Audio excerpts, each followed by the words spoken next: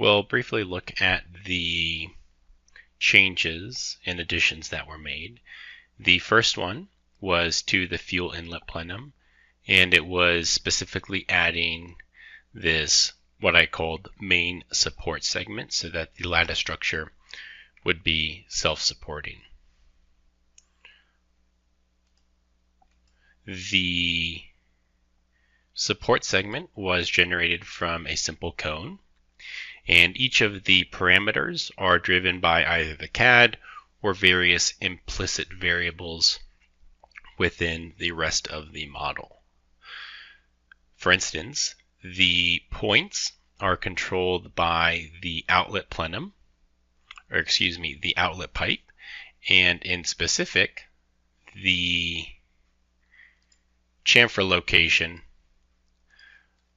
of this outlet pipe. So the centroid of this chamfer location plus some additional height for the cone.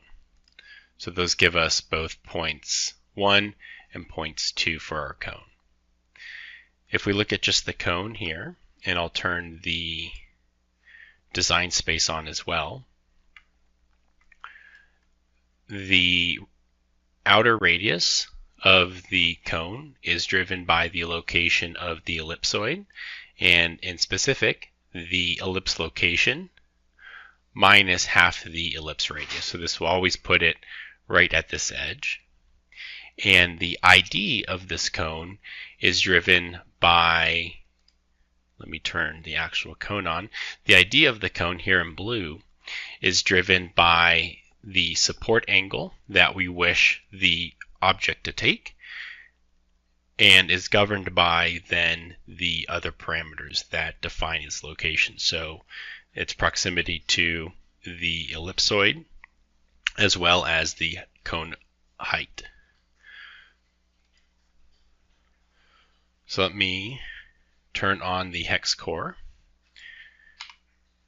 and I'll turn on the main segment. And so for instance, I'll pause the auto run here. Let's presume our ellipsoid location moves outwards to, 24 millimeters. The radius stays the same, and maybe we want our support angle to drop to 40 degrees. Each of these parameters now drive this main support segment, and thereby will always be parametrically driven by the rest of the design. This main support segment, you might have noticed, was incorporated into the design space. So I'll hide the volume and turn on our design space. It was just Boolean unioned into the structure so that we're able to make our support structure part of the design itself, rather than having to worry about removing extra material or lattice structures. The last major change regarding this support structure was to the flow pipe, or the outlet flow pipe. All I did was a simple Boolean subtract from the outlet pipe. So I removed this volume to change my support pipe. I'll turn the cross section a little different here so that the fuel, when it's ultimately funneled down and through, comes straight into the pipe as opposed to getting trapped on the outside over here. The baffle volumes and associated geometries were all updated so that the proper pathways are either blocked or controlled. So here's the fuel or the oil outlet baffle. So it now extends down through the rest of the design space. The next change was adding the what I called oil funnel. This was done by simply, I'll turn just the hex core on, by taking a cylinder. The height and location of the cylinder are derived from the centroid of the infill volume as well as the top of the fuel inlet plenum. So wherever this ellipsoid moves to, this cylinder will shift as needed. Then I use a compound block or custom block that's called double curvature in the XY plane. All this does is curves the object. So in this case, I'll turn the curvature on, and we'll see there's a slight curve here. If I copy and paste this, the smaller the value, the more pronounced the curvature will be. It's effectively a paraboloid, and the larger it is, the smaller the curvature. I just needed a little bit, so I just went with a pretty arbitrary value. This curved value, then, I do a Boolean subtract with just a random large cylinder that moves through the center. I'll describe that here in a second further. And then just as a test, we Boolean intersect that funnel with a hot fluid because we want the oil to be funneled down and around. And then we take this main oil segment and we Boolean union it to the cold inlet baffle. This was the original baffle. I did a Boolean subtract with that large cylinder that we saw, or Boolean intersect, excuse me, to give us this structure here. And then we union the funnel segment to the original baffle volume.